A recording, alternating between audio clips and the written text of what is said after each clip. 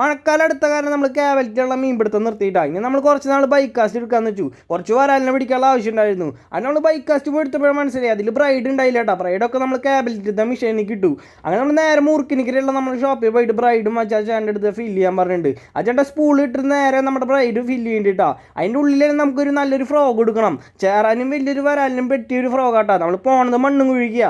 അങ്ങനെ ഞാനും കൂട്ടുകാരന്മാരും കൂടി നേരെ നമ്മൾ മണ്ണും കുഴിക്ക് വേണ്ടി ഈ ഒരു കോക്കോൻ്റെ 10 ഗ്രാമിൻ്റെ ഫ്രോഗാട്ടോ നമ്മൾ എടുത്തിട്ടുള്ളത്. അങ്ങനെ നമ്മൾ എത്തിയത് ഏകദേശം ഒരു ഉച്ച സമയം കാരണം വലിയ മീനിൻ്റെ ആക്ടിവിറ്റി ഒന്നും ഉണ്ടായില്ല. അങ്ങനെ ഞങ്ങൾ അവിടെ ചെന്നപ്പോൾ തന്നെ ചെറിയൊരു വരാലിൻ്റെ ആക്ടിവിറ്റി കണ്ടു. നമ്മളൊന്നും നോക്കിയില്ല. അവിടേക്ക് നമ്മൾ പതുക്കെ ഒന്ന് കാസ്റ്റ് ചെയ്യേണ്ടിട്ടാ. അവിടെ കാസ്റ്റ് ചെയ്തപ്പോഴാണ് മനസ്സിലായി അത് വരാലല്ലായിരുന്നു, ഒരു നല്ലൊരു നീർക്കൊലിയായിരുന്നു കേട്ടോ. അവനേത് തവളനെ പിടിക്കാൻ വന്നതാ. പിന്നെ നമ്മൾ അവിടെ നിന്ന് കുറച്ച് നേരം കാസ്റ്റ് ചെയ്തപ്പോഴാട്ടോ വലിയൊരു മുട്ടനൊരു വരാലിൻ്റെ സ്ട്രൈക്ക് കിട്ടിയത്. അതാണ് നമ്മുടെ ഫ്രോഗും ഒന്ന് ഊരിപ്പോരും ചെയ്തു.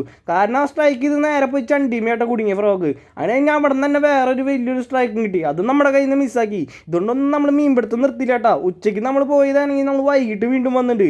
ആ സ്പോട്ടിക്ക് തന്നെ വന്നിട്ടില്ല കേട്ടോ. അവിടെ കാസ്റ്റ് ചെയ്തിട്ട് പിന്നെ ബ്രാലിനൊന്നും കണ്ടില്ല. പിന്നെ തൊട്ടപ്പുറത്ത് പോയപ്പോഴേ ചണ്ടിയുടെ ഉള്ളിൽ നല്ല എനക്കം കണ്ട.